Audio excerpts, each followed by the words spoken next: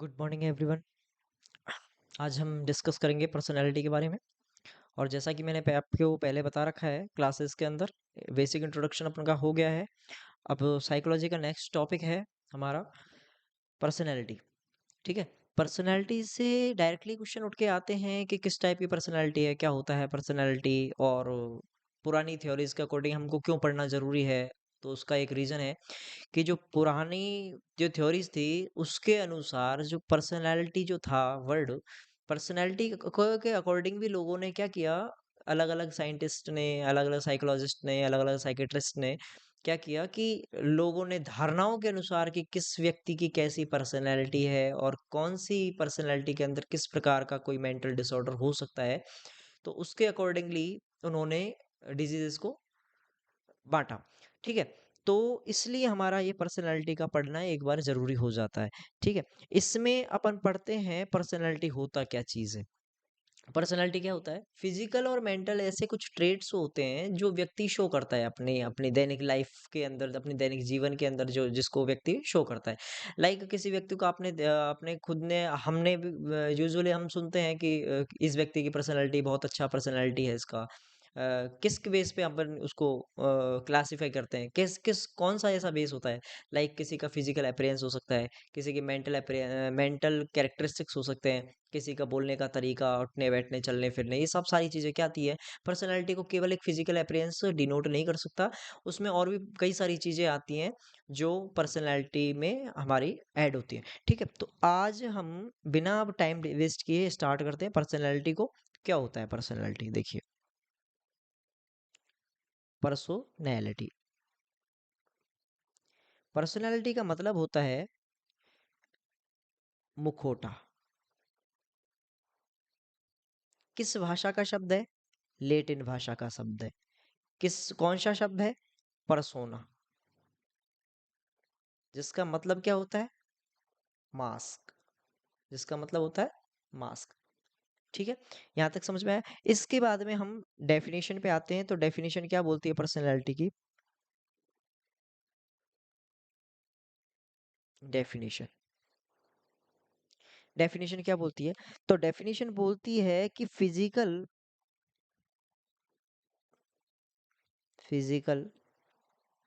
And mental traits या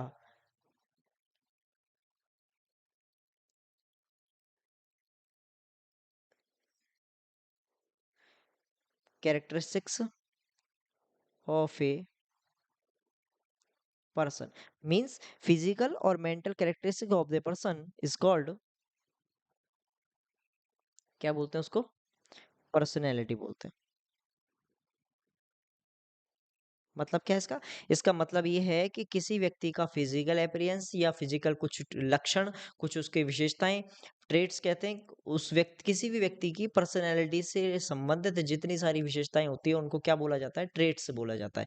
तो ये फिजिकल और मेंटल ट्रेट्स होते हैं कुछ, या कैरेक्टरिस्टिक्स होते हैं किसके, किसी व्यक्ति के, उसी को क्या बोला जाता है? पर्सनैलिटी बोला जाता है।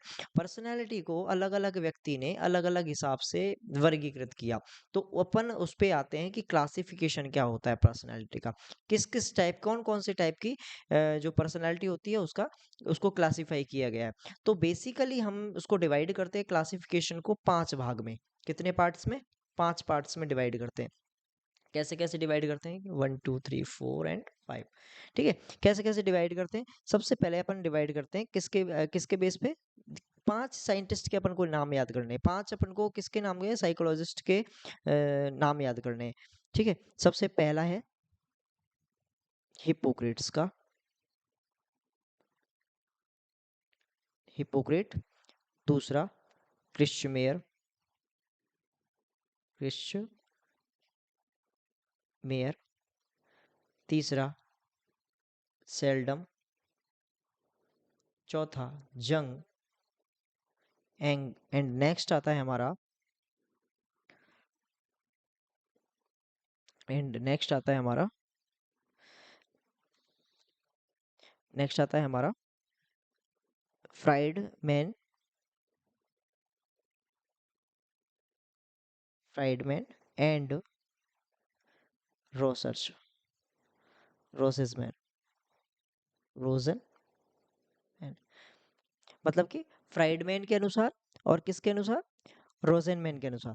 तो इस हिसाब से हमने हमने कितना डिवाइड, कितनी बार डिवाइड, कितने पार्ट्स में डिवाइड कर दिया पर्सनालिटी को, 5 पार्ट्स में डिवाइड कर दिया।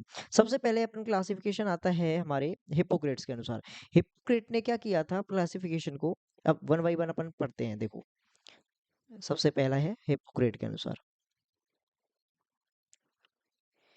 हिपोक्रेट ने कितने पार्ट्स में ज्यादा इतना डिटेल में पूछेगा नहीं, ज्यादा से ज्यादा इतना पूछेगा है हाँ कितने टाइप्स में किस किस ने डिवाइड किया था और किस किस ने किस क्या क्या नाम उनको दिए थे, लास्ट इतना ही क्वेश्चन पूछता है। देखिए तो हिपोक्रेट ने 4 तरह से इस इन्होंने जो बताया था, उन्होंने बॉडी फ्लूइड के आधार पर बताया था, इतना याद रखना है हमको। किसके ऊपर आधार, किसके आधारित था ये, बॉडी फ्लूइड के आधार पर। मतलब कि बॉडी के अंदर किस तरह का फ्लूइड की ज्यादा मात्रा है, तो उसके अकॉर्डिंगली इन्होंने पर्सनैलिटी को डिवाइड किया था। तो इसमें 4 तरह के क्लासिफिकेशन थे, 4 टाइप में लोगों को बांटा इन्होंने। तो पहला है सैंग्विन, सैंग्विन। दूसरा कोलेरिक, कोलेरिक। तीसरा है फ्लेगमेटिक। चौथा है मेलेनकोलिक। पूरा एक ही नाम है ये, मेलेनकोलिक। ठीक है। अब सैंग्विन किसको कहा है उन्होंने, जिसके अंदर ब्लड ज्यादा रहता है, ब्लड जिसमें मोर है। ये लोग कैसे होते हैं, ये लोग कॉशियस होते हैं। कॉशियस मतलब कि सावधानी बरतने वाले होते हैं, सावधान रहने वाले। तो इस हिसाब से पर्सनैलिटी को बांटा। दूसरा जो क्लासिफिकेशन था उन्होंने कॉलेरिक के अनुसार, तो दूसरा क्लासिफिकेशन क्या था इन्होंने, इसमें क्या था, इसमें इन्होंने पित्त ज्यादा होता है, पित्त ज्यादा होता है। ठीक है, बाइल ज्यादा होता है। इसके बाद में इन्होंने क्या कैरेक्टरिस्टिक्स बताए थे, ये सेल्फिश लाइफ टाइप के लोग होते हैं। कैसे लोग होते हैं, ये सेल्फिश टाइप के लोग होते हैं। ये कॉशियस लोग होते हैं, जबकि ये वाले कैसे होते हैं, ये सेल्फिश टाइप के लोग होते हैं। इतना इतना ही याद करना है हमको। ठीक है, नेक्स्ट है फ्लेगमेटिक। फ्लेगमेटिक जो लोग होते हैं, ये कूल टाइप के लोग होते हैं, कूल कूल टाइप के लोग होते हैं, एकदम ठंडे रहने वाले। इसके बाद में नेक्स्ट जो क्लासिफिकेशन है मेलेनकोलिक। जो मेलेनकोलिक जो होता है वो कैसे लोग होते हैं, ये एलोन रहने वाले, अकेले रहने वाले लोग होते हैं। नेक्स्ट है पैसिव लोग होते हैं, ये कैसे होते हैं, पैसिमिस्टिक लोग रहते हैं। पैसिमिस्टिक मतलब कि निराशावादी होते हैं, निराशा छाई रहती है। कौन सी कौन से डिसऑर्डर के अंदर पाया जाएगा ये डिप्रेशन के अंदर मोर प्रोन होते हैं। मोस्ट इंपॉर्टेंट क्वेश्चन कोई पूछेगा तो इसके बारे में पूछेगा, अगर ए क्लासिफिकेशन पूछेगा तो किस में पाया जाएगा, ये डिप्रेशन में पाया जाएगा। और दूसरा क्वेश्चन क्या है कि मेलेनकोलिक किसके अनुसार क्लासिफिकेशन है, तो हमको सबको पता है कि मेलेनकोलिक किसने क्लासिफाई किया था, हिप्पोक्रेट ने बताया था। तो हिप्पोक्रेट का क्लासिफिकेशन के अकॉर्डिंग 4 टाइप के क्लासिफिकेशन हमारे कंप्लीट होते हैं। ठीक है, 4 टाइप के क्लासिफिकेशन इन्हें 4 पार्ट में इन्होंने बांटा। क्रिश्चमेयर ने अपने पार्ट्स को कितने भागों में, 4 में इन्होंने बांटा। सेल्डम ने अपने पार्ट्स को कितने भागों में, 3 में इन्होंने बांटा। जंग ने 2 में बांटा। और फ्राइडमैन एंड रोसनमैन ने कितने पार्ट में बांटा, 2 पार्ट्स में इन्होंने बांटा। ठीक है, इस हिसाब से अपन याद करेंगे 4 4 3 2 2, 4 4 3 2 2। ठीक है, इस हिसाब से अपन इसको याद करते हैं। अब नेक्स्ट हमारा आता है, नेक्स्ट हमारा आता है दूसरा क्लासिफिकेशन, किसके अकॉर्डिंग बताया था मैंने, दूसरा क्लासिफिकेशन बताया था हमने क्रिश्चमेयर के बारे में।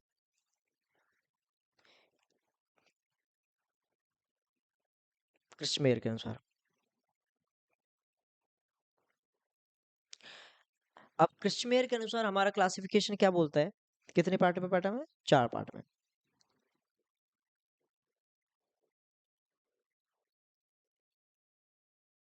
4 पार्ट। कौन कौन सा था, सबसे पहला पिकनिक। दूसरा क्लासिफिकेशन उन्होंने बांटा था क्रिश्चियन है पिकनिक के अनुसार। दूसरा एथलेटिक,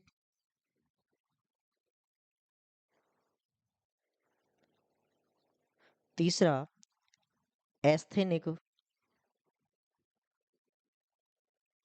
और चौथा, चौथा बटा था जो इन तीनों से मैच नहीं करे वो डिसमॉर्फिक।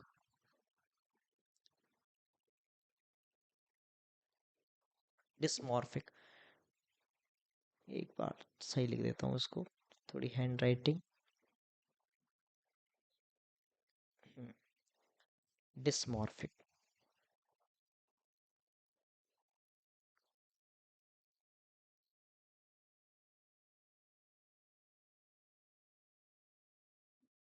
ठीक है जी। इसके बाद में अब अपन आते हैं पिकनिक कौन से लोग होते हैं। पिकनिक जो होते हैं ना, इनकी पर्सनैलिटी कैसी होती है, एक एक पॉइंट बाई पॉइंट अपन याद करते हैं इनको। ठीक है, पिकनिक कैसी पर्सनैलिटी होती है। पिकनिक जो लोग होते हैं ये कैसे होते हैं, राउंडेड बॉडी होती है, राउंड बॉडी होती है। फैट लोग होते हैं, राउंडेड मतलब है गोल मटोल लोग होतेंगे होंगे ये। ग्रेसफुल होते हैं, ग्रेसफुल, ग्रेसफुल होंगे। और जॉयफुल होंगे, जॉयफुल होंगे। ग्रेसफुल होते हैं, जॉयफुल होते हैं। और सोशल पर्सनैलिटी होती है इनकी, सोशल पर लोगों में घुलने मिलने वाले होंगे। ठीक है, इसमें देखो लोगों में घुलने मिलने वाले होंगे। जॉयफुल मतलब कि मजाक मस्ती टाइप के होंगे। ग्रेसफुल में चिकनी चुपड़ी बातें करने वाले होंगे। राउंडेड बॉडी होगी, राउंडेड बॉडी होगी। और क्या कह सकते हैं अपन, बस ये चार कैरेक्टरिस्टिक्स में पाए जाते हैं। ये मोर प्रॉन होते हैं किसके, क्वेश्चन पूछेगा कि पिकनिक पर्सनालिटी के लोगों में कौन सा जो साइकेट्रिक प्रॉब्लम है वो देखने को मिलता है। तो उसमें देखने को मिलता है मेनिया। कौन सा प्रॉब्लम देखने को मिलता है, मोस्टली मेनिया देखने को मिलता है। दूसरा है एथलेटिक। एथलेटिक जैसे कि नाम से पता चल रहा है अपन को, एथलेटिक का मतलब कि बॉडी फिट बॉडी वाले लोग होते हैं ये कैसे होते हैं, टॉल लोग होते हैं, लंबे होंगे। मस्कुलर बॉडी होगी, मस्कुलर बॉडी होगी। नेक्स्ट क्या है इसका, नेक्स्ट है स्पोर्ट्समैन टाइप के होंगे, स्पोर्ट्समैन होंगे। स्पोर्ट्समैन के इसके अलावा ये कैसे होते हैं, ऑप्टिमिस्टिक होते हैं, ऑप्टिमिस्टिक होते हैं। मतलब कि इनके अंदर आशावादिता पाई जाती है, आशावादी लोग होते हैं ये। ठीक है, ये लोग कैसे होंगे, आशावादी होंगे। ठीक है, इसके बाद में नेक्स्ट आता है हमारा एस्थेनिक। एस्थेनिक लोग, एस्थेनिक लोग जो होंगे वो टॉल होंगे, टॉल। ठीक है, शाई नेचर के होंगे, ज्यादा लोगों में घुलेंगे मिलेंगे नहीं। नेक्स्ट है हमारा सोशल विड्रॉल पसंद करते हैं ये, सोसाइटी के अंदर ज्यादा रहना पसंद नहीं करते। ठीक है, शाई नेचर, क्योंकि ये शाई नेचर के होते हैं। इसके बाद में पैसिमिस्टिक होते हैं ये, कैसे होते हैं ये, पैसिमिस्टिक। पैसिमिस्टिक मतलब कि इनके अंदर निराशा पाई जाती है, निराशा।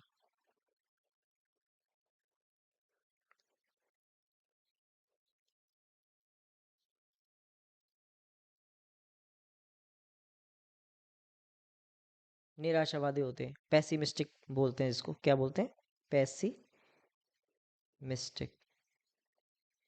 इस टाइप की पर्सनालिटीज की इनकी पाई जाती है। ठीक है, इसके बाद में नेक्स्ट आता है हमारा डिस्मॉर्फिक क्लासिफिकेशन। डिस्मॉर्फिक क्लासिफिकेशन के अनुसार, और ये जो प्रॉब्लम देखने को मिलेगी ना हमको, वो देखने को मिलेगी हमको स्किज़ोफ्रेनिया के अंदर, स्किज़ोफ्रेनिया। मतलब कि सिजोफ्रेनिया के अंदर इस टाइप की पर्सनैलिटी के लोग ज्यादा होते थे। इसलिए लोगों ने क्या धारणा बना ली कि जो जिस तरह ऐसी जिसकी पर्सनैलिटी होगी, एस्थेनिक पर्सनैलिटी जिसकी होगी, उनके अंदर क्या ज्यादा होगा, उनके अंदर सिजोफ्रेनिया की प्रॉब्लम ज्यादा देखने को मिलेगी। ठीक है, इसके बाद में नेक्स्ट आप हमारा आता है ये डिस्मॉर्फिक, जिसको किसी पार्ट में डिवाइड नहीं किया जा सकता, जिसकी मिक्स पर्सनालिटी होती है। कैसी पर्सनालिटी होती है, सारे तरह के लक्षण जिन्होंने पाए जाते हैं तो वो मिक्स पर्सनालिटी होती है। ठीक है, किसी भी कैरेक्टर के अंदर इनके लक्षण में कैसे भी पाए जा सकते हैं। इसके बाद में जो नेक्स्ट हमारा क्लासिफिकेशन आता है, दो क्लासिफिकेशन अपन ने पढ़ लिए, किस किस का पढ़ लिया, सबसे फर्स्ट वाला पढ़ लिया था हिपोक्रेट का, पढ़ लिया हमने, क्रिस्टमेयर का पढ़ लिया। तीसरा अपन पढ़ते हैं हम सेल्डन का। सेल्डन ने क्या बताया था, सेल्डन ने बताया था कि तीन तरह की पर्सनैलिटी होती है लोगों की। कौन कौन सी पर्सनैलिटी होगी, तीन तरह की पर्सनैलिटी कौन सी होती है, एंडोमॉर्फिक, एक्सोमॉर्फिक और एंडोमॉर्फिक, मीजोमॉर्फिक और एक्टोमॉर्फिक। सेल्डम। तीन तरह से क्लासिफिकेशन आता। एंडोमॉर्फिक, एंडोमॉर्फिक हो गया, मीजोमॉर्फिक,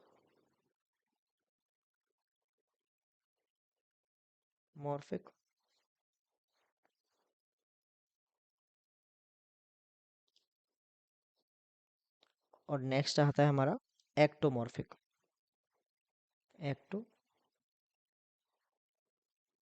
एक्टोमॉर्फिक। तीन तरह का क्लासिफिकेशन इसमें आता है। एंडोमॉर्फिक क्या होते हैं? एंडोमॉर्फिक लोग कौन से होते हैं? जिसका बॉडी स्ट्रक्चर जो हो वो पिकनिक से मिलता जुलता। कैसा हो?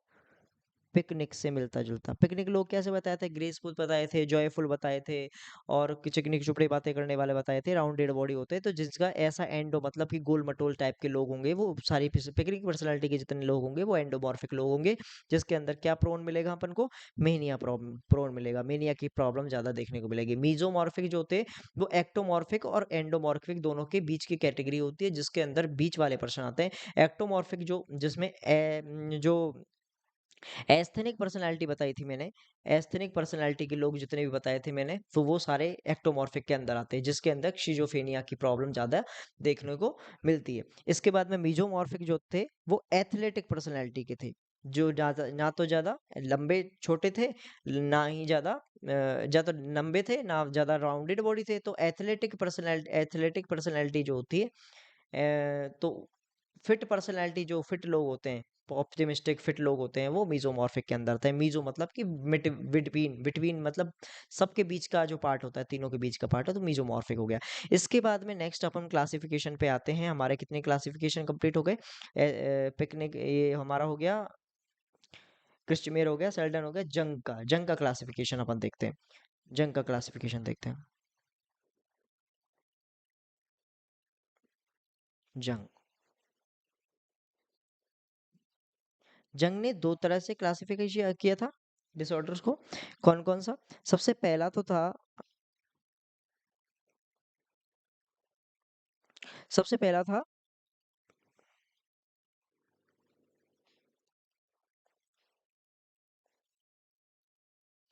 इंट्रोवर्ट, और दूसरा था एक्सट्रोवर्ट। इंट्रोवर्ट क्या होता है और एक्सट्रोवर्ट क्या होता है? इंट्रोवर्ट मतलब जो अपने ही मजे में मस्ती रहते हैं, अपनी ही मस्ती में मस्त रहते हैं, उनको क्या बोलते हैं? इंट्रोवर्ट पर्सनैलिटी के लोग होते हैं। कई कई बार हमने सुना होगा ना कि कई बार कि ऐसा बोलते हैं हम कि इंट्रोवर्ट टाइप की पर्सनैलिटी, मतलब कि अपनी दुनिया में लगे रहते हैं, तो उसको क्या बोलते हैं? इंट्रोवर्ट पर्सनैलिटी के लोग बोलते हैं। इंट्रोवर्ट जो पर्सनैलिटी होती है वो कैसी होती है, किस तरह की पर्सनैलिटी होती है?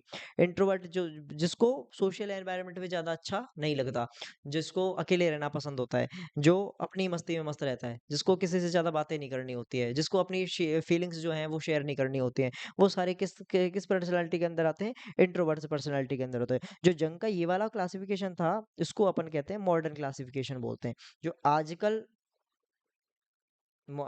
जो जिस हिसाब से बांटा जाता है, तो वो मॉडर्न के अनुसार ही, जंग का क्लासिफिकेशन के अनुसार ही अपन पर्सनालिटी को देखते हैं, इंट्रोवर्ट और एक्सट्रोवर्ट। मोस्ट जो लेटेस्ट पर्सनालिटी का जो क्लासिफिकेशन है वो यही वाला है। ठीक है। अकॉर्डिंग एक्सट्रोवर्ट पर्सनालिटी जो होती है वो कैसी कैसी होती है? सोशल पर्सनालिटी होती है। लोगों को सोशल सोशल एनवायरनमेंट के अंदर जो रहना होता है वो पसंद होता है। ये कैसे होते हैं? ये पैसिमिस्टिक नहीं है, ये ऑप्टिमिस्टिक पर्सनालिटी होते हैं। ये ये क्या होते हैं? ऑप्टिमिस्टिक। ऑप्टिमिस्टिक। ऑप्टिमिस्टिक मतलब कि आशावादी लोग होते हैं। कौन से वाले? इंट्रोवर्ट पर्सनालिटी वाले आशावादी लोग होते हैं। इसके बाद में जो ये होते हैं फीलिंग शेयर करने वाले होते हैं, फीलिंग शेयर, दोस्त जल्दी बन जाते हैं। ठीक है। इनके दोस्त जो होते हैं, फ्रेंडशिप वगैरह इनको करना क्या होता है? फ्रेंडशिप वगैरह ज्यादा पसंद होती है। तो ये लोगों में आजाद इजीली अपन मिल जाते हैं। तो इनके अंदर कौन से डिसऑर्डर होने के चांसेस होते हैं? इनके अंदर डिसऑर्डर होने के चांसेस होते हैं हमारे मेनिया के चांसेस। जबकि दूसरा क्लासिफिकेशन है जो जस्ट इससे इसके अपोजिट होता है, ये क्या होते हैं, एसोशियल टाइप के होते हैं। दूसरा, ये ऑप्टिमिस्टिक की जगह कैसे होंगे, पेसिमिस्टिक होंगे। तीसरा, इसका जो फीलिंग शेयर करेंगे क्या नहीं करेंगे, इनके फ्रेंड्स आसानी से बनेंगे क्या नहीं बनेंगे। इसके बाद में ये किसके अंदर पाया जाएगा, ये डिप्रेशन के अंदर पाए जाएंगे। ये कैरेक्टरिस्टिक किसके अंदर पाए जाते हैं, डिप्रेशन के अंदर पाए जाते हैं, इसलिए इसकी पर्सनालिटी किसको प्रॉन करेगी, वो डिप्रेशन को कर सकती है। नेक्स्ट हमारा आता है जो क्लासिफिकेशन, वो किसके अनुसार आता है हमारा, फ्राइडमैन के अनुसार। और किसके अनुसार बताया था मैंने, फ्राइडमैन के अनुसार बताया था और रोसेनमैन के अनुसार बताया था। फ्राइडमैन और रोसेनमैन के अनुसार जो क्लासिफिकेशन का जो टाइप था वो क्या था,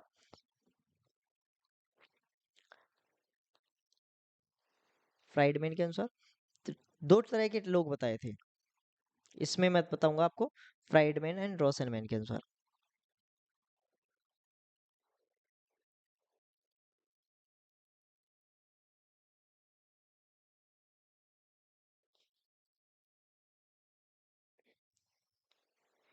टाइप ए और दूसरा आता है हमारा टाइप बी। टाइप ए और टाइप बी में क्या होता है, टाइप ए जो पर्सनालिटी होती है वो कैसे होते हैं, ये स्टेबिलिटी नहीं रहेगी इसके अंदर, ये घूमते फिरते रहेंगे, शांति से बैठेंगे नहीं। तो इस तरह की जो पर्सनालिटी होती है वो ए पर्सनालिटी होती है, ये होते हैं वो कूल टाइप के होते हैं, ये अपनी मस्ती में मस्त अपने धुन में लगे रहते हैं, तो टाइप बी पर्सनालिटी ऐसी होती है। हालांकि पूछा नहीं जाता, ये सब चीजें क्लासिफिकेशन है, इतना ज्यादा डिटेल में नहीं पूछता है, ज्यादा से ज्यादा पूछेगा कि कौन सी पर्सनालिटी, पिकनिक पर्सनालिटी सबसे मोस्ट इंपॉर्टेंट क्वेश्चन में इसका कोई क्वेश्चन बनता है कि पिकनिक पर्सनालिटी के अंदर, पहला क्वेश्चन तो यहाँ से बनता है, पिकनिक पर्सनालिटी के अंदर कौन सा डिसऑर्डर देखने को मिलता है, तो अपन को पता है कि मेनिया। ठीक है, दूसरा क्वेश्चन जो बनेगा यहाँ से, तो वो कौन सा बनेगा, दूसरा क्वेश्चन बनेगा कि सिजोफ्रेनिया के अंदर कौन सा,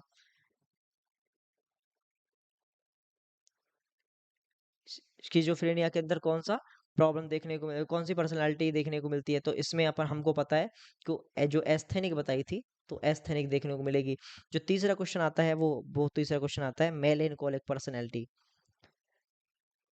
मेलेनकोलिक पर्सनैलिटी जो थी वो किसके अनुसार डिवाइडेड थी, और जो इसमें कौन सा प्रॉब्लम होने के चांसेस ज्यादा होते हैं, तो इसमें कौन सा प्रॉब्लम होएगा, डिप्रेशन का पेशेंट जो होता है वो मोर प्रॉन होता है। और किसके अनुसार था ये हिपोक्रेट के अनुसार था। मोस्ट प्रीवियस टाइम का ये क्लासिफिकेशन दिया था इन्होंने। ठीक है, इसके बाद में हम अब आते हैं, क्लासिफिकेशन अपना पूरा हुआ, क्लासिफिकेशन के बाद में हम आते हैं, हम पर्सनालिटी का क्लासिफिकेशन हो गया। इसके बाद में हम आते हैं थ्योरीज ऑफ द पर्सनालिटी।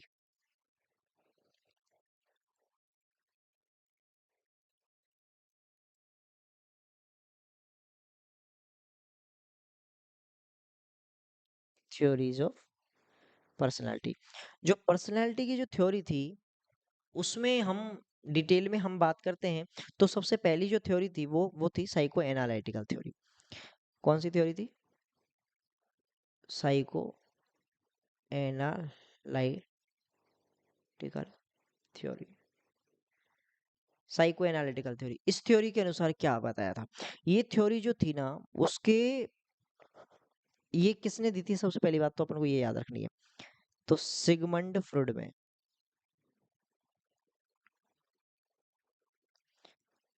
ठीक है, सिगमंड फ्रॉइड ने ये थ्योरी दी थी। इसके 5 प्रिंसिपल के आधारित ये थ्योरी थी। कौन कौन से प्रिंसिपल थे, सबसे पहले 5 चीजों के ऊपर आधारित थी ये थ्योरी। कौन कौन सी,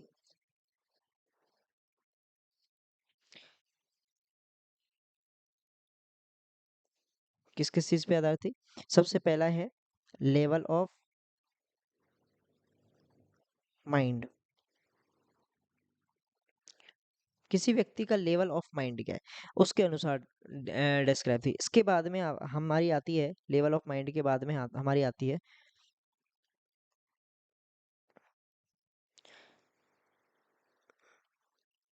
लेवल ऑफ माइंड के बाद में हमारी आती है, कितने लेवल हैं माइंड के, कौन कौन से लेवल हैं, इसके बाद में हमारे आते हैं structure of mind, structure of mind, psycho sexual theory, psycho social theory, level of mind structure थे psycho sexual, psycho social and defence mechanism. ठीक है, डिफेंस मैकेनिज्म, ये जो चीज है वो मैं आपको पहले पढ़ा चुका हूँ। ठीक है, डिफेंस मैकेनिज्म के बारे में हमने डिस्कस कर लिया था। अब आज हम बात करेंगे इन इन चारों के बारे में।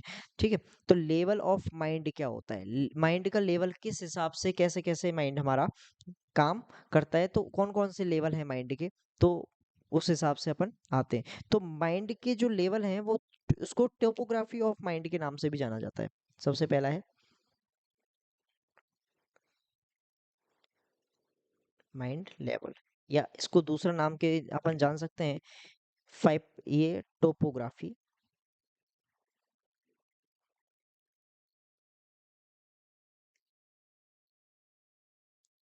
टोपोग्राफी किसको कहते हैं, किसी भी चीज का एक स्ट्रक्चर होता है, उस चीज को क्या बोला जाता है, टोपोग्राफी बोला जाता है। किसी भी चीज का एक स्ट्रक्चर होता है, उस चीज को क्या बोला जाता है, टोपोग्राफी बोला जाता है। या किसी चीज की अपन कह सकते हैं आकृति हो, आकृति हो, तो उस हिसाब से अपन कह सकते हैं कि किसी चीज का कैसा स्ट्रक्चर है। तो प्राकृतिक जो उसके कैरेक्टरिस्टिक्स होते हैं, जो उसके नेचुरल कैरेक्टरिस्टिक्स होते हैं, उसके हिसाब से अपन इसमें क्या करते हैं, टोपोग्राफी का मतलब होता है नेचुरल कैरेक्टरिस्टिक्स, इसके ऊपर आधारित है। अब देखिए नेचुरल कैरेक्टरिस्टिक कैसे, कि माइंड के कैसे नेचुरली अपन कैसी उसके कैरेक्टरिस्टिक्स क्या होते हैं माइंड के। तो माइंड को तीन लेवल में बांटा गया, थ्री लेवल होते हैं माइंड के। कौन कौन से, सबसे पहला माइंड का लेवल होता है कॉन्शियस लेवल, सबसे पहला conscious level, pre conscious level, सब कॉन्शियस लेवल। ठीक है, और तीसरा जो लेवल होता है वो होता है अनकॉन्शियस, नॉन कॉन्शियस। ये तीन तरह के लेवल माइंड के होते हैं। जो माइंड को अपन ने टोपोग्राफी को किस तरह से अपन ने डिवाइड किया, तो माइंड की टोपोग्राफी को अपन ने डिवाइड किया लाइक एक जार है। ठीक है, और जार के अंदर क्या भरा है अपना, ये वाटर फिल है,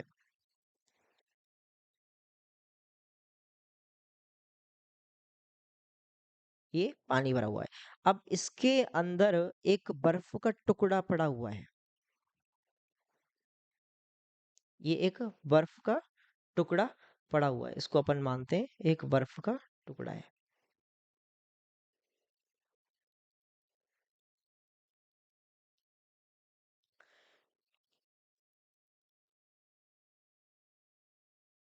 ये अपन बॉटल कर लिया। अब जो ये जो पार्ट है वो कितना पार्ट है, माना कि ये पूरा पार्ट कितना है, 10 पार्ट है पूरा, जो इसको अपन ने दे दिया 10 नंबर।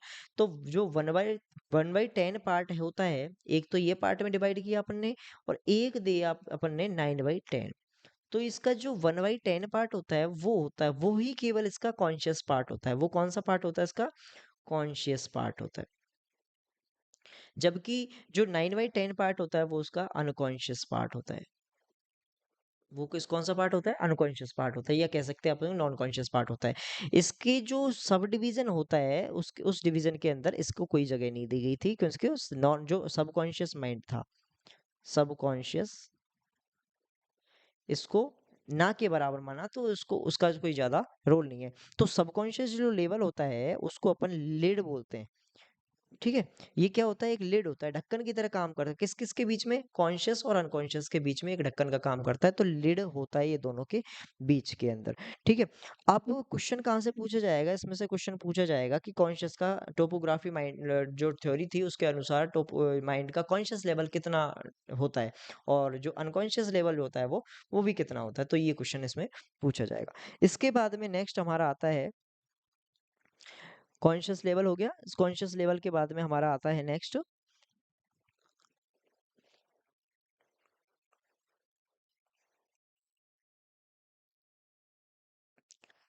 प्री कॉन्शियस, हो गया सब कॉन्शियस, हो गया अनकॉन्शियस। ये अब जो कॉन्शियस पार्ट होता है, ये अनकॉन्शियस पार्ट होता है, ये लार्जेस्ट पार्ट होता है,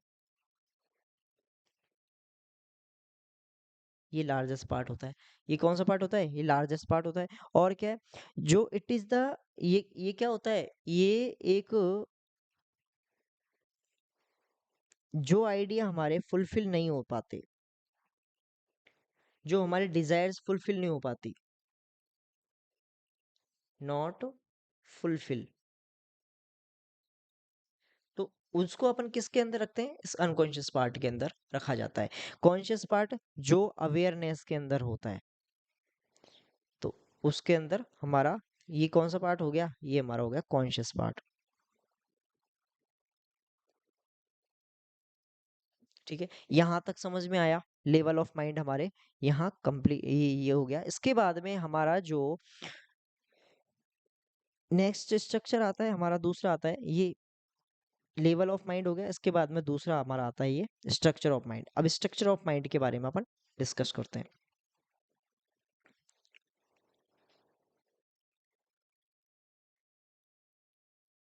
structure of mind, structure of mind में हम तीन पार्ट्स में इसको डिवाइड करते हैं। कौन कौन सा, स्ट्रक्चर ऑफ माइंड किसने दिया था, सबसे पहली बात तो पहला क्वेश्चन तो कहाँ से बनता है, स्ट्रक्चर ऑफ माइंड किसने दिया था, सिगमंड फ्रॉइड ने दिया था। किसने दिया था, सिगमंड फ्रॉइड ने दिया था। नेक्स्ट हम आते हैं, ये तीन चीजों के ऊपर काम करता है, कौन कौन सी, id, ego and super ego, तीन चीजों के ऊपर ये काम करता है। इड क्या होता है, ईगो क्या होता है, और सुपर ईगो क्या होता है। जो इड जो होता है ना, वो देखो इसमें कुछ पॉइंट्स बताऊंगा, याद रखने हैं हमको। ये बर्थ से स्टार्ट होता है, बर्थ से ही प्रेजेंट होता है ईड वाला। ठीक है, और जो ये किस सिद्धांत पे काम करता है, ये प्लेजर प्रिंसिपल पे काम करता है। ठीक है, तीसरा पॉइंट इसका क्या याद रखना है, कि इसके अंदर जो कल्चरल चीजें होती हैं उसका पता इसमें अवेयर नहीं रहता। व्यक्ति जो बच्चा होता है, अब छोटा सा बच्चा है, बर्थ से प्रेजेंट है इसके अंदर ये चीज, तो क्या वो कल्चरल प्रैक्टिसेस से अवेयर रहेगा, नहीं रहेगा। तो कल्चरल चीजें जो होती हैं, कल्चर से, कल्चर नॉर्म से क्या होगा, ये अनअवेयर, अवेयर नहीं रहता। ठीक है, इसके बाद में नेक्स्ट आता है हमारा, ये क्या चाहता है, ये ग्रेटिफिकेशन चाहता है। क्या चाहता है, ये ग्रेटिफिकेशन चाहता है। ग्रेटिफिकेशन का मतलब क्या चाहता है, ये संतुष्टि चाहता है। संतुष्टि मतलब जैसे भी चाहे, खुशी मिले मुझे। ठीक है, तो उसको क्या चाहिए, हैप्पीनेस चाहिए होती है। किसको, प्लेजर प्रिंसिपल वाले को। प्लेजर प्रिंसिपल पे कौन काम करता है, ईडो का, इड काम करता है। कल्चर नॉर्म से अनअवेयर रहता है, ग्रेटिफिकेशन इसको चाहिए होता है। तो ये सारी कैरेक्टरिस्टिक्स किसमें पाई जाती है, जो इड होता है उसका होता है। एक पॉइंट, मोस्ट इंपॉर्टेंट पॉइंट और है इसका, जो अपन लिख देते हैं, कि जो जो इड होता है वो प्राइमरी थिंकर होता है, प्राइमरी थिंकर होता है। इसके बाद में जो नेक्स्ट हमारा आता है, ईगो आता है। ईगो होता है वो इड के और ईगो, इड के और सुपर ईगो दोनों के बीच का जो पार्ट होता है वो ईगो कहलाता है। अब जो ईगो होता है वो 4 से 6 साल, 4 से 6 महीने की अवस्था पे आता है। कब आता है, 4 to 6 मंथ पे आता है, स्टार्ट होता है। इसके बाद में ये किसके ऊपर काम करता है, ये रियलिटी बेस पे काम करता है। सिद्धांत क्या है इसका? रियलिटी के ही सिद्धांत पे काम कर दूं। जो वास्तविकता का सिद्धांत है, ये बोलता है कि मैं केवल सच्चाई के दम पे चलूंगा, मैं जो रियलिटी पे चलूंगा। ठीक है, तो ये प्रिंसिपल, इसको खुशी से कोई मतलब नहीं है। ये चाहता है कि मेरे को क्या मिलना चाहिए, मेरे को तो, मैं तो अपने सिद्धांतों पे चलूंगा। ठीक है, तो तीस नेक्स्ट आता है हमारा फॉलो द, ये क्या फॉलो करता है? सोशियो और कल्चरल नॉर्म्स को फॉलो करता है। सोशियो कल्चरल नॉर्म्स जो होंगे वो फॉलोज करता है। ठीक है, इसके बाद में इसको क्या, किस नाम से जाना जाता है? दूसरे नाम से जाना जाता है इसको, वॉचमैन या पुलिसमैन के नाम से भी जाना जा सकता है। क्वेश्चन है, वॉचमैन,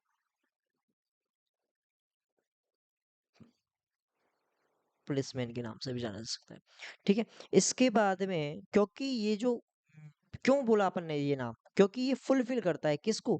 ये फुलफिल करता है इड की डिमांड को। Fulfill the demand of id, id की डिमांड को फुलफिल करता है, इसलिए इसको क्या कहा जाता है? पुलिसमैन कहा जाता है। इसको सेकेंडरी थिंकर कहा जाता है। ये क्या होता है? सेकेंडरी थिंकर होता है। प्राइमरी थिंकर कौन? ये। सेकेंडरी थिंकर कौन? ये वाला।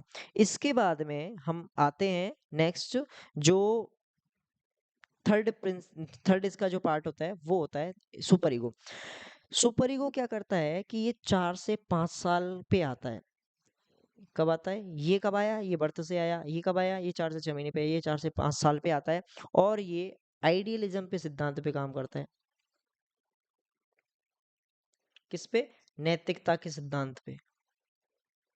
ये वास्तविकता पे काम करता है, जबकि ये नैतिकता पे काम करता है। ये मॉरलिटी बेस पे काम करता है। ये आइडियलिज्म पे काम करता है। ये मॉरलिटी पे काम करता है, मॉरल प्रिंसिपल पे काम करता है। ठीक है, इसके बाद में आइडियलिज्म या मॉरल प्रिंसिपल पे काम करता है। इसके बाद में जो इसके जो नॉर्म्स होंगे ये फुलफिल होंगे, किस सोशल कल्चर नॉर्म्स को ये भी क्या करता है? ये फुलफिल करता है। नेक्स्ट होता है जो ये डिसाइड, ये इसको क्या बोलते हैं यहाँ पर? ये डिसाइड करता है कि क्या चीजें डिसाइड करता है? डिसाइड करता है, ये डिसाइडर होता है। ये हायर मोस्ट होता है। डिसाइड, हायर मोस्ट होता है। लाइक किसी बच्चे ने जिद करी, तो और ये उस चीज को डिसाइड करता है। किस चीज को? कि उसकी डिमांड को पूरा किया जाए कि नहीं किया जाए। ये सजेस्ट का काम करता है। ये जो होता है वो सजेस्ट करता है। ये सजेस्ट वाला होता है, जबकि डिसाइड कौन करता है? ये करता है। ठीक है, ये सजेस्ट क्या करता है? ये चीज राइट है कि रॉन्ग है। जबकि ये जो चीज जिसने इसने अगर बोल दिया कि ये राइट है या रॉन्ग है, तो ये वही होगा। तो ये हायर थिंकर कौन होता है? हायर मोस्ट कौन होता है? ये जो ईगो दादाजी होते हैं, वो हायर मोस्ट होते हैं। ये बच्चा है, ये पापा हैं बच्चे के, और ये दादाजी हैं, तो हायर मोस्ट कौन है? दादाजी हैं। तो दादाजी के हिसाब से हायर मोस्ट ये डिसाइड कौन करेंगे? ये करेंगे। ये सजेशन दे सकते हैं कि मेरा बेटा ऐसे बोल रहा है, ये सही भी हो सकता है, ये गलत भी हो सकता है। ठीक है, लेकिन दादाजी क्या करेंगे? उसको जस्टिफाई करेंगे। ये हायर थिंकर होते हैं। ये क्या करते हैं? कम्युनिकेशन स्थापित करने का काम करते हैं। किसके ऊपर? ये किस किसके ऊपर? इड और ईगो के बीच में जो कम्युनिकेशन स्थापित करता है, वो कौन करता है? कम्युनिकेशन स्थापित,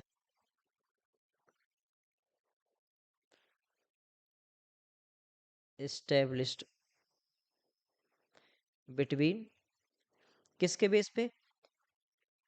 इड के एंड ईगो के बीच में। इड और ईगो के बीच में क्या करता है? ये कम्युनिकेशन को फॉलो करता है। और क्या करता है? सेटिस्फाई करता है। किसको? नीड को सेटिस्फाई करता है। किसकी नीड को सेटिस्फाई करता है? नीड सेटिस्फाई, किसकी नीड को सेटिस्फाई करता है? जो बच्चे ने जिद करी की, किसकी? जो इड ने जिद करी थी। अब अपन देख लेते हैं, इसको समराइज कर लेते हैं। समराइज कैसे करेंगे? देखिए, इड ईगो सुपर, इड जो है वो एक चाइल्डिश बिहेव होता है इसका। इसका जो बिहेव होता है वो होता है कैसा? एक मॉरलिटी, एक रियलिटी के बेस पे काम करता है ना। और एक ये जो होता है वो नैतिकता के सिद्धांत पे काम करता है। ये इसको प्लेजर चाहिए होता है, इसको ये रियलिटी बेस पे काम करना होता है, और इसको आइडियल बेस पे काम करना होता है, ये स्ट्रिक्ट होता है। इस इनका माहौल जो होता है वो स्ट्रिक्ट होता है, बच्चे का जिद करने वाला होता है। जबकि बच्चे का ये सजेस्ट कर देते हैं, बच्चे के जो दोनों के बीच में सामंजस्य स्थापित करने का काम कौन करता है? कम्युनिकेशन स्थापित करने का काम ये करता है। ठीक है, इसके बाद में नेक्स्ट हमारा आता है,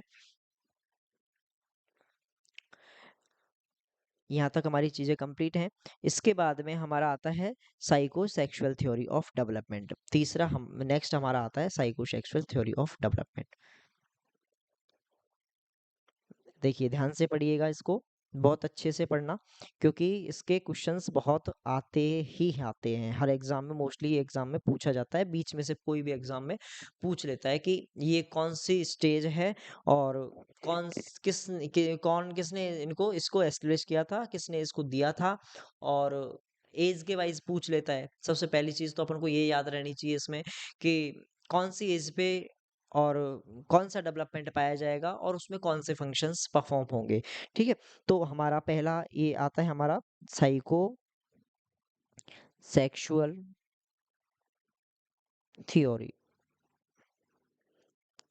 साइकोसेक्सुअल थ्योरी, साइकोसेक्सुअल थ्योरी का मतलब ये होता है, ये सबसे पहले तो थ्योरी दी किसने दी? सिगमंड फ्रॉइड ने दी थी। सेम क्वेश्चन, किसने दी थी?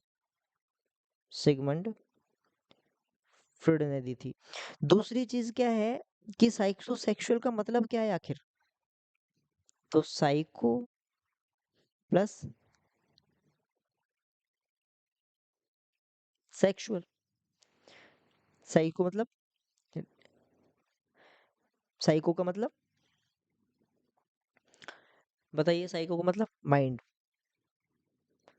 और सेक्सुअल का मतलब होता है लिबिडो।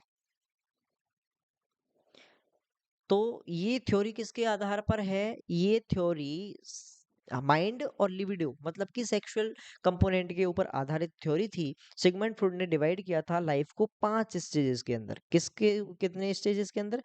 5 स्टेजेस के अंदर सिगमंड फ्रॉइड ने डिवाइड किया था इस थ्योरी को।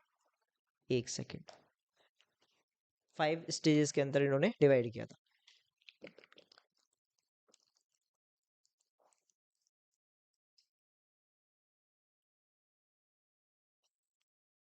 5 स्टेजेस के अंदर डिवाइड किया था। सबसे पहली स्टेज आती है हमारी ओरल स्टेज। सबसे फर्स्ट स्टेज आती है हमारी, आगे देखते हैं, यहाँ देख लेते हैं। पहले नाम लिख लें 5 स्टेज के। Oral stage, anal stage, phallic stage, latent stage. Oral stage, anal stage, phallic stage, latent stage, और एक और लास्ट कौन सी होती है? Genital stage.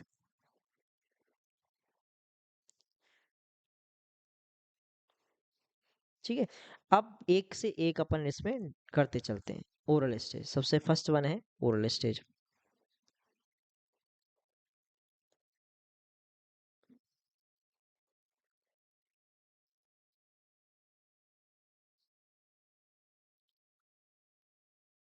ओरल स्टेज, इसमें क्या बताया था कि जो व्यक्ति होता है, जो बच्चा होता है, तो उसकी इसमें कॉन्फ्लिक्ट्स बताए थे।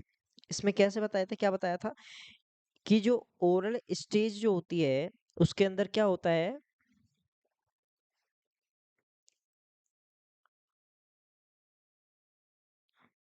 एक सेकंड,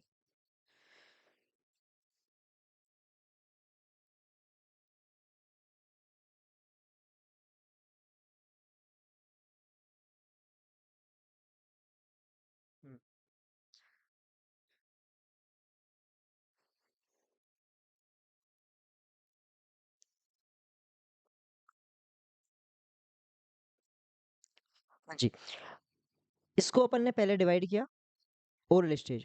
ओरल स्टेज के अंदर क्या होता है कि ये 0 से 1 साल की अवस्था की होती है। एनल स्टेज होती है वो 1 से लेकर 3 साल की अवस्था की होती है। फेलिक स्टेज जो होती है वो, फेलिक स्टेज जो होती है वो हमारी होती है इससे नेक्स्ट वाली अवस्था होती है। इसके बाद में हमसे सबसे पहले ओरल स्टेज को देख रहे थे। तो ओरल स्टेज में क्या होता है? ओरल स्टेज में जो ग्रेटिफिकेशन सेंटर होता है वो माउथ होता है। क्या होता है? Gratification fication centre. इसका मतलब क्या है? इसका मतलब ये है कि बच्चे को अब बच्चे की अवस्था है तो इसमें बच्चे को क्या होगा, ग्रेटिफिकेशन जो संतुष्टि मिलेगी ना वो मिलेगी ओरल चीज, ओरल से। लाइक एक चाइल्ड है, वो अपना बार बार में थम सक करेगा, तो उस चीज से उसको क्या मिलेगी, उसको सेटिस्फैक्टरी जो चीज है वो मिलेगी, उसकी लिविडो जो होगी ना, लिविडो वो फुलफिल होगी। किसके द्वारा? सकिंग के द्वारा। किसके द्वारा? सकिंग के द्वारा, ओरल स्टेज के अंदर। ठीक है, सकिंग के द्वारा होगी। इसके बाद में जो अगर ये इसकी स्टेज फुलफिल नहीं होती है, अगर ये इसकी इसकी ये वाली स्टेज अगर फुलफिल नहीं होती है, तो बच्चे के अंदर वो बड़ा होके क्या डेवलप कर सकता है, वो बड़ा होके उसके अंदर सब्सटेंस एब्यूज के चांसेस बन सकते हैं, सब्सटेंसेस एब्यूज के चांस बन सकते हैं। ये क्वेश्चन पूछेगा, अगर पूछेगा इसमें से तो, कि अगर किसी बच्चे की ओरल स्टेज फुलफिल नहीं होती है तो क्या डेवलप कर सकता है, तो वो सब्सटेंस एब्यूज डेवलप कर सकता है। ये हमारी ओरल स्टेज का हो गया। Next, substance abuse like smoking हो सकता है इसमें। ठीक है, स्मोकिंग हो सकता है। दूसरी स्टेज हमारी आती है इसमें, दूसरी स्टेज हमारी आती है anal stage. Anal stage, anal stage 1 से 3 साल के ईयर के अंदर पाई जाती है, और दूसरा अपन कह सकते हैं टॉडलर के अंदर पाई जा सकती है, टॉडलर के अंदर पाई जा सकती है। इसके बाद में जो इसका एनस होता है, टॉडलर के अंदर पाई जाएगी। एनस जो होगा इसका ग्रेटिफिकेशन,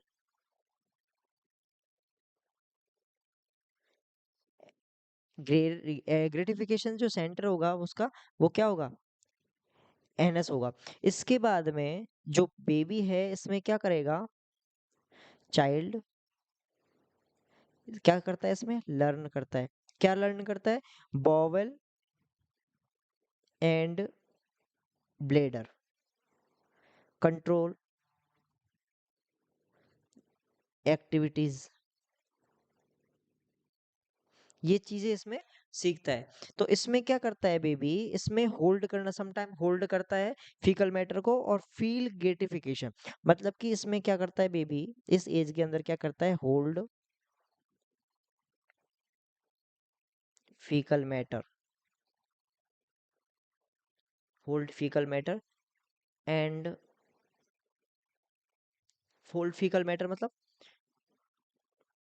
फ्रेश होने जाएगा, तो वो फीकल मैटर को थोड़ी देर के लिए होल्ड करेगा, और उसमें उसकी ग्रेटिफिकेशन होगा, उसको उसको क्या मिलेगी, संतुष्टि मिलेगी। ठीक है, ये उसमें उसको सेटिस्फाई होगा, वो ग्रेटिफाई फील करेगा अपने आप को वो, तो फीकल मैटर को होल्ड करके उसको वो संतुष्टि मिलती है। अगर ये इसकी स्टेज फुलफिल नहीं होती है तो उसको क्या चांसेस होते हैं, if does not fulfill this stage, child more prone to develop, क्या डेवलप हो सकता है उसको, उसको डेवलप हो सकता है ओसीडी। क्या डेवलप हो सकता है, ओसीडी डेवलप हो सकता है। ओसीडी का फुल फॉर्म होता है obsessive compulsive disorder, obsessive compulsive disorder, ये चीज उसको डेवलप हो सकती है। ठीक है, इसके बाद में हमारा नेक्स्ट स्टेज जो आता है, वो आता है हमारा फेलिक स्टेज। मोस्ट इंपॉर्टेंट स्टेज है, फेलिक स्टेज आता है हमारा। तो तीसरा स्टेज हमारा आता है कौन सा, फेलिक स्टेज, इसके बारे में बात करते हैं। देखो, थर्ड वन स्टेज है फेलिक स्टेज। फेलिक स्टेज क्या बोलता है, फेलिक स्टेज में 3 से 6 साल की अवस्था होती है, 3 to 6 ईयर। ठीक है, 3 से 6 साल की अवस्था होती है, इसको अपन कह सकते हैं pre Schuler. Pre Schuler phase होती है।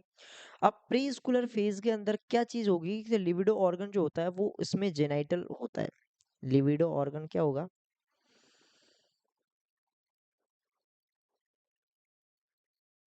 जेनाइटल ऑर्गन्स होंगे। जेनाइटल ऑर्गन जो होते हैं वो लिबिडो ऑर्गन होते हैं।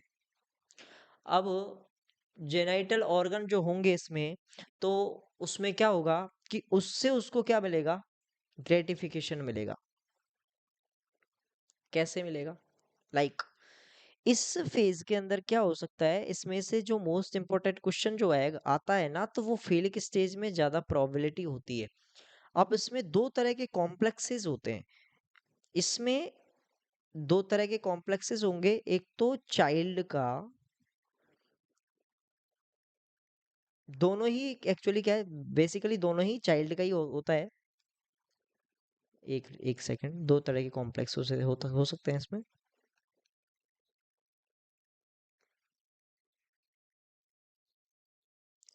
यहाँ लिख देते हैं अपन चाइल्ड। चाइल्ड के दो तरह के कॉम्प्लेक्स है, एक तो मेल चाइल्ड मानते हैं अपन यहाँ, एक मानते हैं फीमेल चाइल्ड। फीमेल चाइल्ड, जो मेल चाइल्ड का अपनी माँ के प्रति, मेल चाइल्ड का अपनी मदर के प्रति अनकॉन्शियस एक अटैचमेंट होता है। ठीक है, अनकॉन्शियसली एक अटैचमेंट होता है। ठीक है, तो क्या होता है वो, उस चीज को बोलते हैं अपन अनकॉन्शियसली ऑडिपल कॉम्प्लेक्स, ऑडिपस कॉम्प्लेक्स। जबकि एक फीमेल चाइल्ड का अपने फादर के प्रति, टुवार्ड्स फादर, एक अनकॉन्शियसली अटैचमेंट होता है। मींस, तो उसको बोलते हैं अपन एनडी कॉम्प्लेक्स। उसको क्या बोलते हैं? फादर के प्रति होता है, उसको बोलते हैं ऑडिपस कॉम्प्लेक्स, जिसको उसको बोलते हैं इलेक्ट्रा कॉम्प्लेक्स।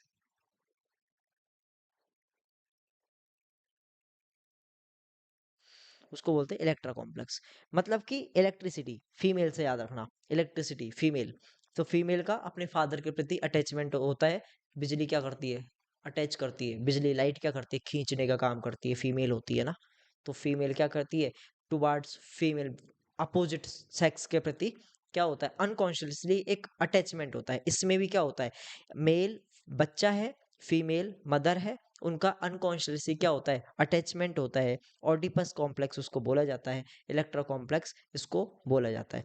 ठीक है, नेक्स्ट अपन आते हैं, इसमें जो एंजाइटी होगी, जो ऑडिपस कॉम्प्लेक्स होता है, उसमें एंजाइटी जो डेवलप होती है, इसका नाम होता है कैस्ट्रे कैस्ट्रक्शन एंजाइटी। उस इसका नाम होता है, एक एंजाइटी का नाम है, इसमें डेवलप होती है कैस्ट्रैक्शन एंजाइटी। जबकि इसके अंदर एक एंजाइटी डेवलप होती है, इसका नाम होता है एनडी एंजाइटी। ठीक है, यहाँ तक क्लियर? यहाँ तक क्लियर हो गया। इसके बाद में नेक्स्ट अपन आते हैं लेटेंट स्टेज पे। लेटेंट स्टेज, लेटेंट स्टेज के अंदर अपन क्या करते हैं? लेटेंट स्टेज के अंदर हम देखते हैं कि 6 से 12 साल की अवस्था पर ये अपन को देखने को मिलता है। मतलब अब 12 साल की अवस्था है तो स्कूलर एज हो गया। स्कूलर एज के अंदर क्या देखने को मिलता है अपन को? लेटेंट स्टेज देखने को मिलता है। ठीक है, अब जो लिबिडो होता है वो इसमें सप्रेस हो जाता है। इसमें क्या होता है? सप्रेस हो जाता है लिबिडो, सप्रेस लिबिडो। कौन सी स्टेज है जिसके अंदर लिबिडो सप्रेस हो जाता है? तो लेटेंट स्टेज होती है, 6 से 12 साल की अवस्था होती है, और स्कूलर एज के अंदर लिबिडो जो होता है वो सप्रेस हो जाता है। और इसके अंदर जो बेबी का है, जो ध्यान होता है वो स्पोर्ट्स एक्टिविटी के अंदर लग जाता है, स्पोर्ट्स एक्टिविटी। जिसके अंदर लिबिडो सप्रेस होता है, वो कौन सी होती है स्टेज? वो होती है लेटेंट स्टेज। सप्रेस हो स्पोर्ट्स एक्टिविटी के अंदर, दोस्त फ्रेंड सर्किल वगैरह बनाना, ये सब चीजें उसके अंदर होती हैं। नेक्स्ट देखिए, लास्ट है हमारी स्टेज, लास्ट हमारी आती है जेनाइटल स्टेज। जेनाइटल स्टेज के अंदर जो हमारा एज आएगा वो 12 साल से ज्यादा का आएगा। Genital stage.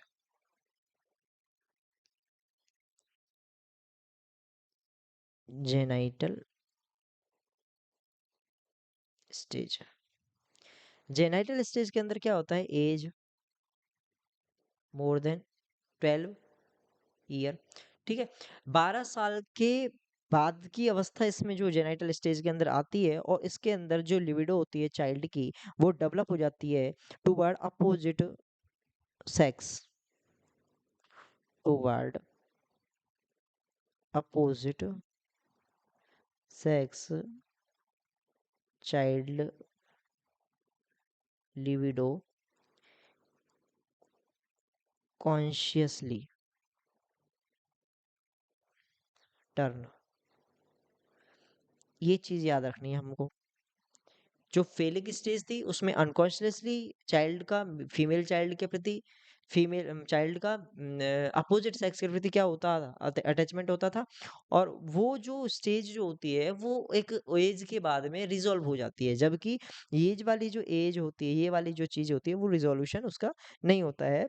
और उसका कॉन्शियसली अटैचमेंट हो जाता है एक मेल चाइल्ड का फीमेल चाइल्ड के प्रति, फीमेल के प्रति, और फीमेल का किसके प्रति, मेल के प्रति। ये क्या हो जाता है, अटैचमेंट स्टार्ट हो जाता है। तो उस चीज को अपन क्या बोलते हैं, उसको बोलते हैं जेनाइटल स्टेज। जेनाइटल स्टेज तक हमारी ये पूरी थ्योरी जो है वो कंप्लीट होती है। और इसके बाद में हमारा आता है साइकोसेक्सुअल थ्योरी, हो गया। अब साइको सोशल थ्योरी आती है हमारी। नेक्स्ट देखिए, साइको सोशल थ्योरी, जिसको हम अगली क्लास में डिस्कस करते हैं। ठीक है। Thank you so much. Next हम डिस्कस करेंगे साइको सोशल थ्योरी। ठीक है। Thank you so much. पढ़ते रहें, बढ़ते रहें।